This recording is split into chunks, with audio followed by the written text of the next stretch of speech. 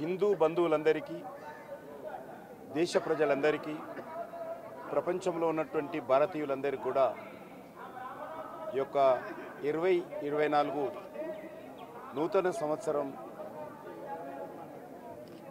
సందర్భంగా హృదయపూర్వకమైనటువంటి నూతన సంవత్సర శుభాకాంక్షలు తెలియజేస్తా ఉన్నాను।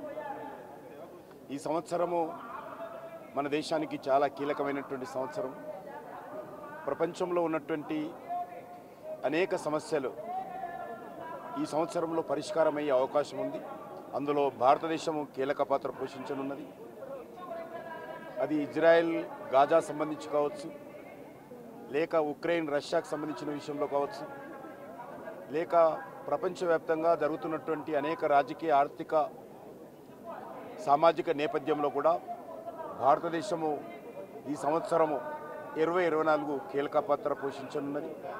దానితో పాటు మన దేశంలో కూడా మరి ఈ సంవత్సరము మరింతగా శక్తినిచ్చే విధంగా అందరూ కూడా ఈరోజు ఐక్యమత్యంగా మన దేశ అభివృద్ధి కోసము కృషి చేయాల్సిన అవసరం ఉంది।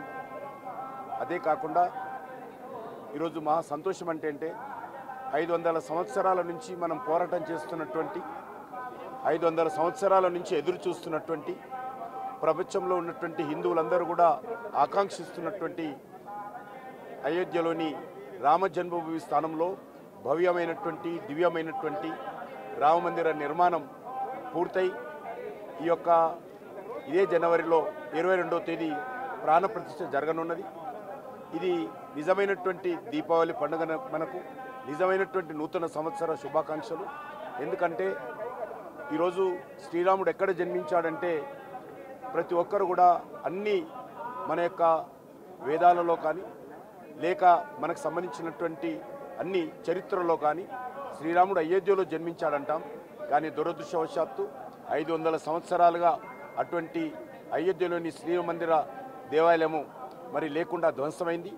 మరి ఇన్ని సంవత్సరాల పోరాట ఫలితంగా 500 సంవత్సరాల త్యాగాల ఫలితంగా ఈరోజు అయోధ్యలో మరి రామమందిర నిర్మాణం జరగడము, మన కళ్ళ ముందే ఆ యొక్క రామమందిర నిర్మాణానికి సంబంధించినటువంటి ప్రారంభోత్సవం ఇదే నెల జనవరిలో 22వ తేదీన జరగనున్నాం।